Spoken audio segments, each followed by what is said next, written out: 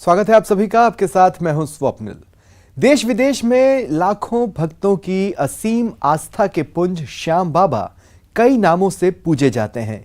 वे शीश के दानी हैं और लखदातार भी।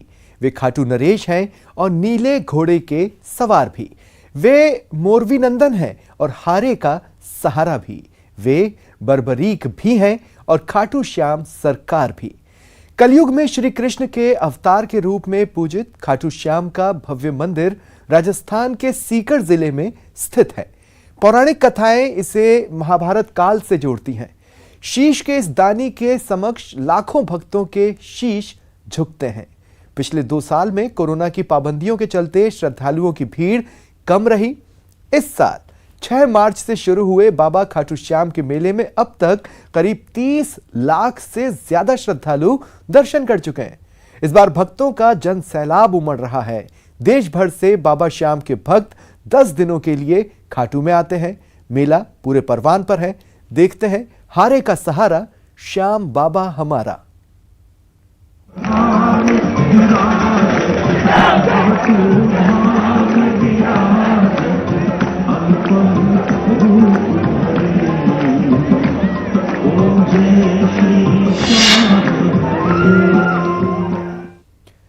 बाबा खाटू श्याम जी का लक्खी मेला पूरे परवान पर है।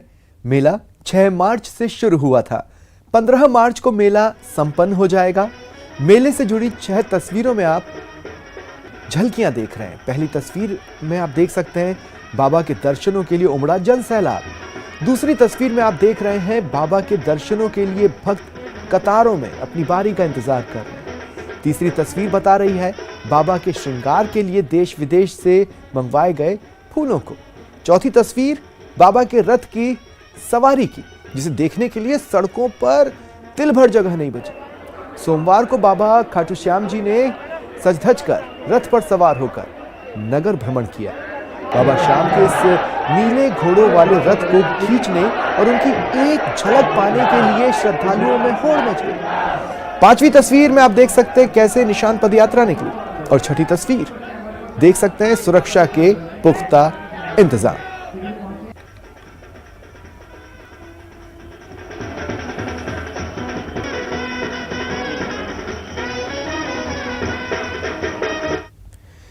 खाटू श्याम जी को भगवान श्री कृष्ण का कलयुगी अवतार माना जाता है और खाटू श्याम से जुड़ी एक महाभारत कालीन कथा है। खाटू श्याम का मंदिर सीकर जिले के खाटू गांव में है, जहां लाखों की संख्या में श्रद्धालु दर्शनों को आते हैं। आइए आपको भी खाटू के श्याम की महिमा से रूबरू करवाते हैं और बताते हैं वीर बर्बरीक की कहानी।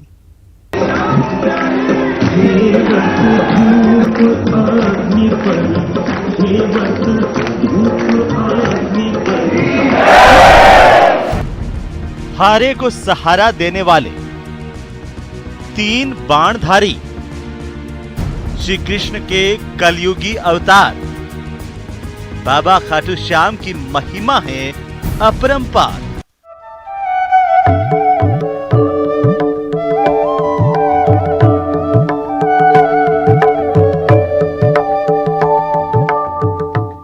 खाटू श्याम को भगवान श्री कृष्ण के कलयुगी अवतार के रूप में जाना जाता है। ऐसा कहे जाने के पीछे एक महाभारत कालीन कथा है। राजस्थान के सीकर जिले में इनका भव्य मंदिर स्थित है, जहां हर साल बड़ी संख्या में बजट जो भी चल रहा है और ये बजट भी बहुत शानदार आया है और मैं समझता हूँ इसको पूरा करके दिखाएंगे। सर 5 राज्यों के इलेक्शन के बाद CWC की बैठक में कई सारे मुद्दों पे चर्चा हुई। कपिल सिब्बल जैसे नेता कई बयान भी दे रहे हैं। सर क्या आगे का रोड में कपिल सिब्बल जी कोई कांग्रेस संस्कृति के व्यक्ति नहीं है। कपिल सिब्बल जी बहुत बड़े वकील हैं, इसमें कोई दो राय नहीं। माने वकील रहे देश के, अभी है भी, और वो कांग्रेस में उनकी एंट्री हो गई। तो कांग्रेस का जो कल्चर है, संस्कृति है, संस्कार है और प्रक्रिया हैं, कैसे जमीन पे कार्यकर्ता के रूप में रगड़ाई हो पहले, फिर धीरे धीरे वो ब्लॉक में जिले के अंदर आए, उसके बाद में उसको चांस मिलता है प्रदेश में आने का। कोई विधायक बनता है, कोई मेंबर पार्लियामेंट बनता है, कोई मंत्री बनता है, कोई मुख्यमंत्री बनता है, कोई कुछ नहीं बनता है और काम करता रहता है। तो कपिल सिब्बल साहब को बहुत चांस मिला है, सोनिया गांधी जी के आशीर्वाद से, राहुल गांधी के सहयोग से उनको केंद्रीय मंत्रिमंडल में जगह मिली है। वो पार्टी के स्पोक्स पर्सन भी रहे हैं और उनके मुंह से ऐसे अल्फाज निकलना बहुत ही दुर्भाग्यपूर्ण है। मैं समझता हूँ कि ऐसे व्यक्ति से ये अपेक्षा नहीं की जाती है कि जिनको कांग्रेस की ABCD नहीं मालूम है, जिनको एक मंत्री बनना अलग बात है, परंतु जो कांग्रेस की संस्कार संस्कृति वो खाली कोई संविधान में जो मूल भावना उसको तो हम सब मानते हैं, आदर करते हैं और करना चाहिए, परंतु जो कांग्रेस का संघर्ष हुआ आज़ादी के पहले, आज़ादी के बाद में इंदिरा गांधी की हत्या हो गई और राजीव गांधी की हत्या हो गई, सरदार बहन सिंह जी की हत्या हो गई, नेस्त नाबूद कर दिया, आतंकवाद को खालिस्तान नहीं बनने दिया। ये कभी से बड़ी भूल जाते हैं क्या? और इस परिवार का कोई व्यक्ति, गांधी परिवार का कोई व्यक्ति पिछले 30 साल में ना तो मंत्री, ना मुख्यमंत्री, ना प्रधानमंत्री बना है। फिर भी देशवासी चाहते हैं, हर जाति, हर वर्ग, हर धर्म, हर भाषा बोलने वाले लोग, हर क्षेत्र के लोग, दक्षिण के हो या पूर्व के, पश्चिम के हो, उत्तर के हो, सब चाहते हैं कि अगर कांग्रेस को एकजुट रखना है तो गांधी परिवार के नेतृत्व में एकजुट रह सकती है। ये अगर विश्वास या क्रेडिबिलिटी उनकी बनी हुई है तो आज हर कांग्रेस उनके साथ में है। इनको कपिल सिब्बल जी के दिमाग में ये बातें क्यों आती है, इस प्रकार क्यों वो फ्रस्ट्रेशन में बात करते हैं, मेरी समझ के परे हैं। उनसे मैं उम्मीद नहीं करता था जिस प्रकार की वो भाषा बोल रहे हैं, जिस प्रकार का उनका सोच है, मैं समझता हूँ दुर्भाग्यपूर्ण। सर, आपने माना पंजाब में भी गलतियां हुई, तो कपिल सिब्बल जैसे कई मैनेजर नेता ऐसे लिए गए जो आज नासूर भी बने पार्टी के लिए। कपिल सिब्बल जी तो लिए गए, उनको चांस भी मिला है। और पंजाब में मैंने कहा कि कुछ आपस में लड़ाई नहीं होती, तो 17 के अंदर हम लोग जब से पंजाब के चेयरमैन था, मैं खुद था स्क्रीनिंग कमेटी का, उस वक्त में कांग्रेस एकजुट रही तो सरकार आ गई। इस बार एकजुट नहीं रही तो सरकार नहीं बनी, तो गलती हुई, इसलिए मैंने कहा उसको। सर, जो कांग्रेस का संगठन कमजोर हुआ है तो आम आदमी पार्टी को उस वैक्यूम को भरने में मदद मिली है। राजस्थान में भी वो संभावना। देखिए, कांग्रेस संगठन तो घर घर में घुसा हुआ है, वो कभी समाप्त हो ही नहीं सकता। इस समाप्त होने की जो बातें करते हैं वो खुद समाप्त हो जाएंगे, परंतु कांग्रेस तो इस देश के अंदर 135 साल के लगभग हो गए और अगली शताब्दी तक फिर रहेगी। कोई इसको ख़त्म नहीं कर सकता, क्योंकि कांग्रेस का DNA और देश का DNA एक है। सब धर्म, सब जाति, सब वर्गों को साथ लेके चलने का, सर्वधर्म संभाव की जो हम बात करते हैं बार बार। ठीक है, टेम्परेली अभी हिंदुत्व की बात, ध्रुवीकरण की बात करके जो राजनीति कर रहे हैं, आसान काम है ये। मुश्किल काम हमारा वाला है, जिसमें इंदिरा गांधी की जान चली गई। मैंने कहा आपको, राजीव गांधी शहीद हो गए, बहन सिंह शहीद हो गए। मैंने क्यों कहा आपको? क्योंकि सेक्रीफाइस आज़ादी के पहले भी हुए हैं, आज़ादी के बाद में भी हुए, पर देश को एक अखंड रखा है, ये कांग्रेस का नाम है। ये जो प्रक्रिया या जो अप्रोच बनाए हुए हैं प्रधानमंत्री मोदी जी भी, अमित शाह जी, 2 ही चेहरे हैं मेरे ख्याल से इस पार्टी में। ये अप्रोच खतरनाक अप्रोच है, देश के लिए खतरनाक अप्रोच है, बहुत खतरनाक है। इसको लोग समझ भी रहे हैं, पर उन्हें भय पैदा कर रखा है। कोई साहित्यकार, लेखक है या पत्रकार है, अगर आप असहमति व्यक्त कर दो, कोई लेख लिख दो आप इनके खिलाफ में, तो आप जेल जाओ। तो ये जिस देश में स्थिति बन जाए, उस देश के लिए कहना पड़ता है पता नहीं किस दिशा में देश जा रहा है, किस दिशा में जाएगा। और इसलिए हम आह्वान करते हैं प्रदेशवासियों से भी, नौजवानों से भी, समझो बात को, इतिहास पढ़ो कि वास्तव में इतिहास क्या सच्चाई का है और किस प्रकार से हमें इतिहास को सामने रख करके आने वाला कल नौजवान पीढ़ी का है, उनका भविष्य का है। हमें चिंता वो लगी हुई है, हमें चिंता वो लगी। आज देश के लोग भी चिंतित हैं। कांग्रेस जैसी पार्टी मजबूत बननी चाहिए इनका मुकाबला करने के लिए। और राहुल गांधी जिस प्रकार मुकाबला कर रहे हैं, अकेला मुकाबला कर रहा है, मोदी जी के खिलाफ बोल रहे हैं, उनकी नीतियों के, उनके कार्यक्रमों के खिलाफ बोल रहे हैं, तो कपिल सिब्बल जी ने क्या सोच सका, मेरी समझ के परे है। मैं समझता हूँ कि अभी ऐसे वक्त में जब आप चुनाव में हम लोग जीत नहीं पाए, तो ऐसे वक्त में तो पूरी तरह एकता दिखानी चाहिए थी। ऐसे वक्त में बोलते हैं, मैं समझता हूँ कि पार्टी के कार्यकर्ता, रैंक एंड फाइल कभी इसको लाइक नहीं करेगी। सर, आप कहते हैं कि वो हिंदुत्व के आधार पर चुनाव जीतते हैं।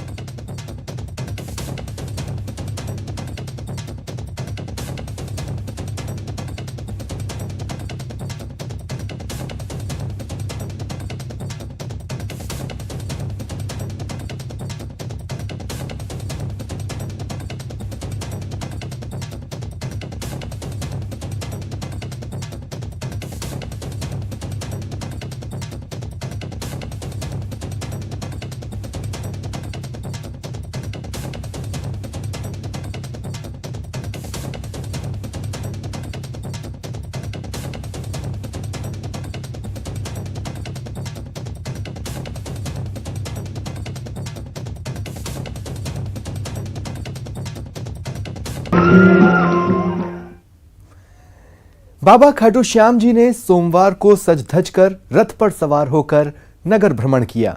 बाबा श्याम के नीले घोड़ों वाले रथ को खींचने और उनकी एक झलक पाने के लिए श्रद्धालुओं में होड़ मच गई। बाबा श्याम जिस रथ पर नगर भ्रमण पर निकले उसे भी फूलों से सजाया गया। रथ यात्रा मंदिर से दोपहर 12:30 बजे रवाना होकर श्याम कुंड, शनि मंदिर, हॉस्पिटल रोड होते हुए पुराना बस स्टैंड से कबूतर चौक होते हुए 2 घंटे बाद वापस मंदिर पहुंची। इस दौरान बाबा श्याम ने 1.25 किलोमीटर नगर भ्रमण किया।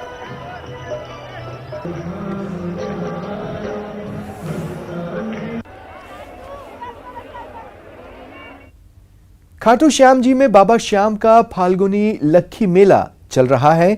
इस मेले के दौरान बाबा के श्रृंगार का भी विशेष महत्व है। हर दिन बाबा के श्रृंगार के लिए थाईलैंड, बेंगलुरु, कोलकाता समेत कई जगहों से फूल आ रहे हैं। बाबा के श्रृंगार के लिए करीब 30 से ज्यादा प्रकार के फूल देश विदेश से मंगाए गए हैं। हर दिन करीब 4 से 5 क्विंटल फूल तो सिर्फ बाबा श्याम के श्रृंगार में लग जाते हैं। जयपुर एयरपोर्ट तक फ्लाइट से फूल आते हैं और वहां से उन्हें खाटू पहुंचाया जाता है।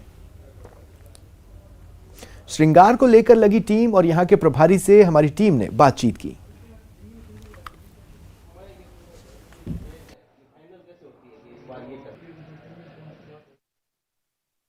खाटू श्याम जी में बाबा श्याम का वार्षिक लक्खी मेला चल रहा है और देश विदेश से श्रद्धालु यहां पर पहुंच रहे हैं, लेकिन इन सब के बीच बाबा का जो श्रृंगार है उसका भी एक विशेष महत्व है। हम आपको दिखाना चाहेंगे हमारे पीछे जिस तरह से ये जो कारीगर हैं वो बाबा की श्रृंगार के लिए माला बनाने में जुटे हैं और दिन रात करीब 20 कारीगर ऐसे हैं जो लगातार 24 घंटे ये काम चलता है, तब जाकर के जो बाबा का जो श्रृंगार है उसकी जो मालाएं बनाने का काम है वो पूरा हो पाता है। एक साथ हम ये भी बताना चाहेंगे कि दूसरे देशों से, थाईलैंड से और अन्य देशों से भी फूल हो रहे हैं और कई तरह के जो फूल हैं वो बाबा के श्रृंगार के लिए काम में लिए जा रहे हैं। दूसरे देशों से भी आ रहे हैं, बेंगलोर से, कलकत्ता से फ्लाइट से फूल यहां पर पहुंच रहे हैं। हमारे साथ कारीगर, हम इनसे बात करेंगे। भैया, कितने दिन से आप लग रहे हैं, किस तरह से ये पूरा काम हो पाता है?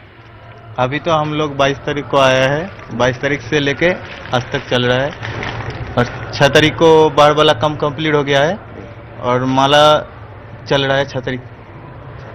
कितने कारीगर लगे हो, किस तरह से चलता है पूरा काम? 24 घंटे अभी तो हमारा 100 कारीगर काम करते थे, लेकिन वो सब चला गया। अभी 20 आदमी आए हैं माला बनाने के लिए। हाँ, तो ये जो कारीगर हैं लगातार दिन रात इस काम में लगे रहते हैं। हमारे साथ जो इस पूरे काम को जो इसकी देखरेख कर रहे हैं, जिनकी देखरेख में ये पूरा काम जो बाबा के श्रृंगार का है, हनुमान मंदिर के श्रृंगार का है, ये पूरा किया जा रहा है। इसकी संभालने वाले किशोरी लाल जी, हम इनसे बात करेंगे। बाबू जी, किस तरह से ये पूरा काम मैनेज हो पाता है? बहुत तकरीबन 4 से 5 क्विंटल फूल रोज लगता है। हाँ। तो किस तरह से ये काम होता है? ये फूल बेंगलोर से, दिल्ली से, कलकत्ता से, बाकी बाहर से भी आते हैं। जयपुर आते हैं बाई फ्लाइट, जयपुर से गाड़ी उनको ले करके यहाँ बेंगलोर ये खाटू जी आती है। यहाँ फिर कारीगरों को सबको बता दिया जाता है कि आप लोगों को कौन सा फूल बनाना है, कौन से फूल की माला बनानी है। उस हिसाब से ये लोग माला बनाते हैं और बाबा का श्रृंगार होता है। बाबा को श्रृंगार ही सबसे ज़्यादा पसंद है, इसीलिए हम पूरी चेष्टा करते हैं कि बाबा सुंदर से सुंदर सजे। कौन कौन से फूल बेसिकली, क्योंकि विदेश से भी आते हैं, यहाँ भी आते हैं, बहुत से ऐसे फूल हैं जिनके बारे में लोगों को पता ही नहीं है, लेकिन यहाँ आने पे वो फूल श्रृंगार में लगे हुए मिलते हैं। कौन कौन से फूल आते हैं और कौन सा फूल है वो सबसे ज्यादा काम में लिया जाता है? रजनीगंधा, लोटस, गेंदा, लिली, क्रिसैंथेमम, कॉरोनेशन, जरबरा वगैरह सभी फूल कुछ बाहर से आते हैं, कुछ बेंगलोर से आते हैं। ज़्यादातर बेंगलोर से आते हैं, बाकी कुछ दिल्ली से, कलकत्ता से आकर के बाबा का श्रृंगार उन फूलों से बनता है। हर दिन जो है वो कितना फूल बाबा के श्रृंगार में लगता है और हनुमान मंदिर के श्रृंगार में लगता है? और सबसे ज्यादा जो है वो बाबा को क्या पसंद है? गुलाब सबसे ज्यादा पसंद है बाबा को, और हम यही चेष्टा करते हैं कि बाबा की शीश के पास में जो माला रहती है करीब करीब गुलाब की बने और बाबा खूब अच्छे से सजे। भवानी सिंह के साथ संदीप हुड्डा, सीकर। खाटू श्याम जी में चल रहे बाबा श्याम के फागुनी लक्खी मेले को लेकर लाखों श्रद्धालु हर दिन पहुंच रहे हैं। इस मेले को बड़े ही हाईटेक तरीके से कंट्रोल किया जा रहा है। खाटू श्याम जी में मेले के लिए पुलिस का स्पेशल कंट्रोल रूम बना है और कई किलोमीटर में फैले पूरे मेले पर यहां से नजर रखी जा रही है। एक पूरी टीम पुलिस की बनाई गई है जो सीसीटीवी से मेले पर निगरानी रख रही है। करीब 300 कैमरे लगे हैं। इसके साथ ही किसी भी पॉइंट पर कोई गड़बड़ नजर आए तो यहीं से वहां मौजूद पुलिस टीम को सूचित किया जाता है। मेले में 5 दिन तक पहुंचने वाली सभी गाड़ियों की नंबर प्लेट स्कैन हो रही है। ड्रोन से अलग से निगरानी की जा रही है, लेकिन जो टीम है वो पूरी तरह से सीसीटीवी पर नजर बनाए हुए है। अगर किसी पॉइंट पर भीड़ ज्यादा होती है तो वहां यहीं से डायवर्जन के निर्देश दिए जा रहे हैं।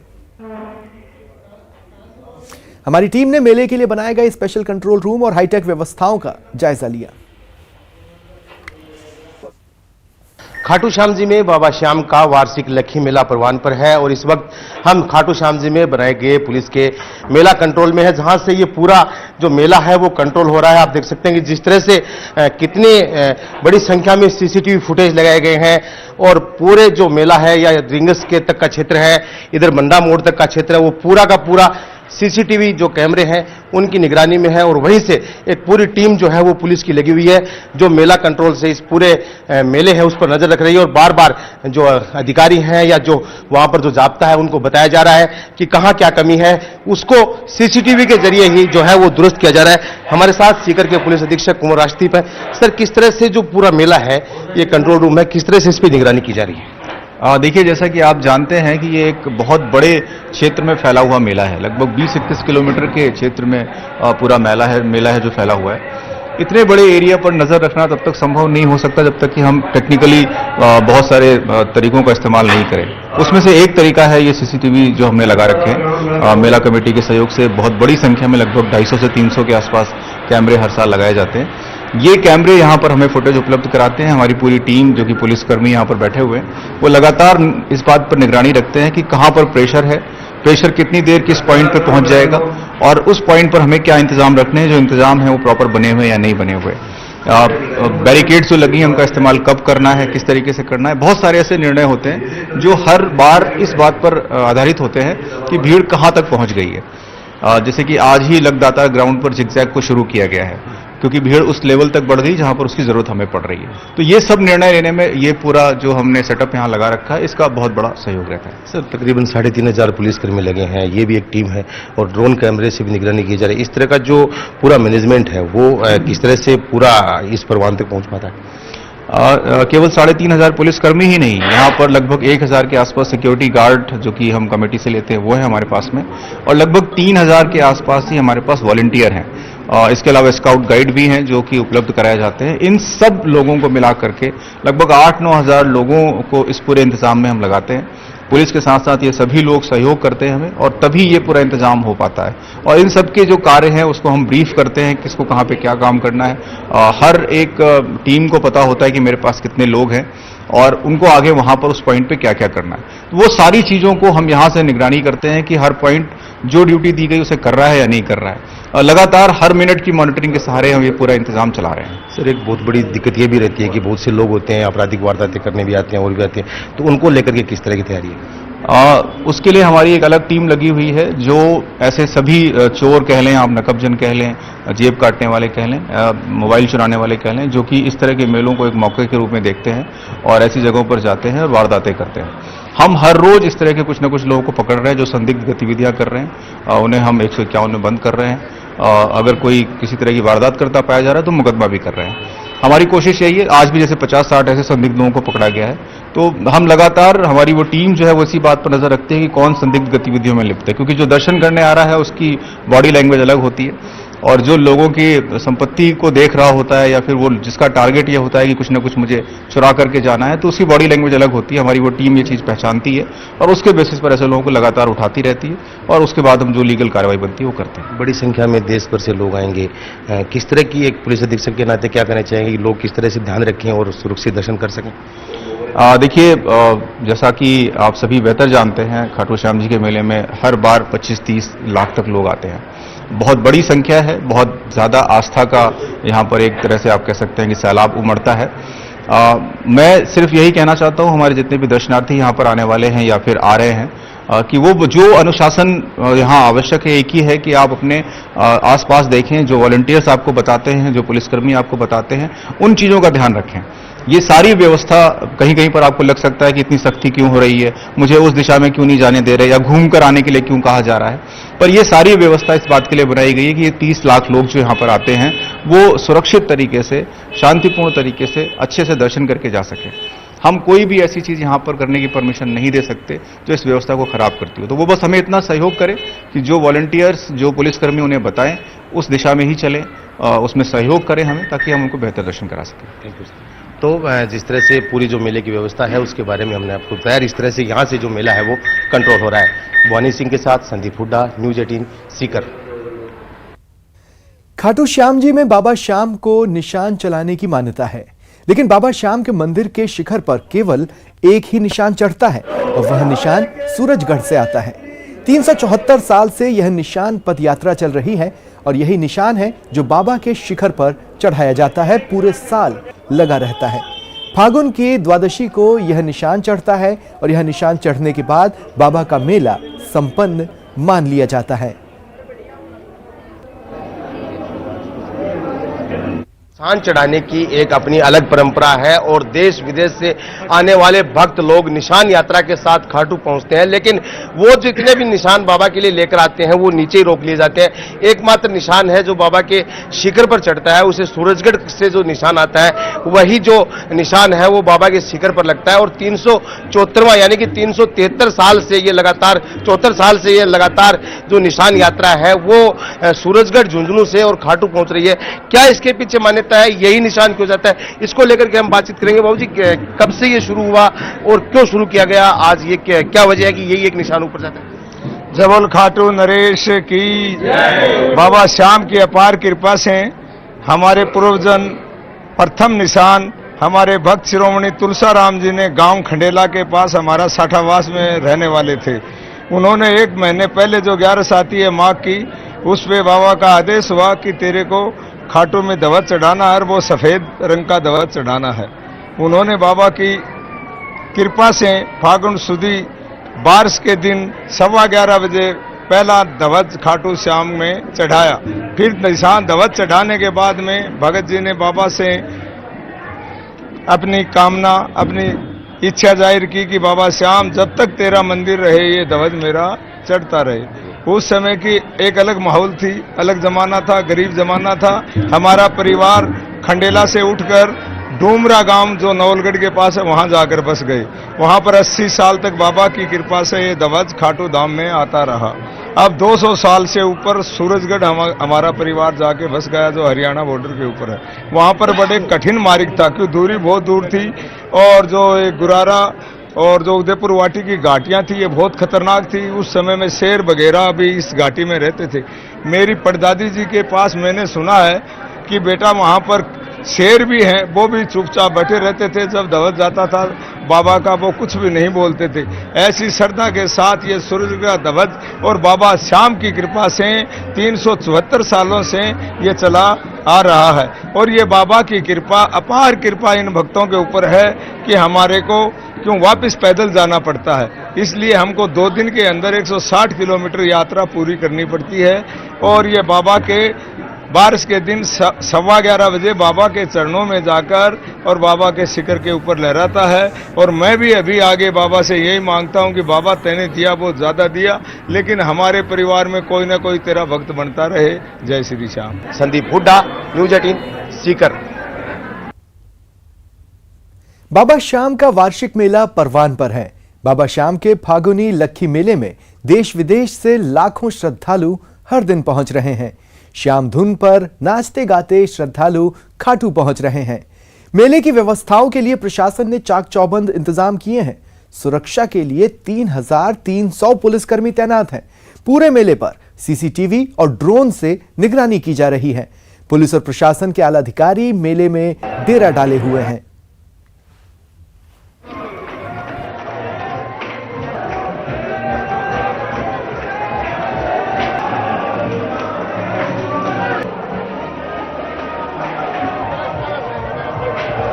इस कामना के साथ कि बाबा श्याम की कृपा हम सब पर बड़ से आपसे इजाजत लेता हूं। नमस्कार।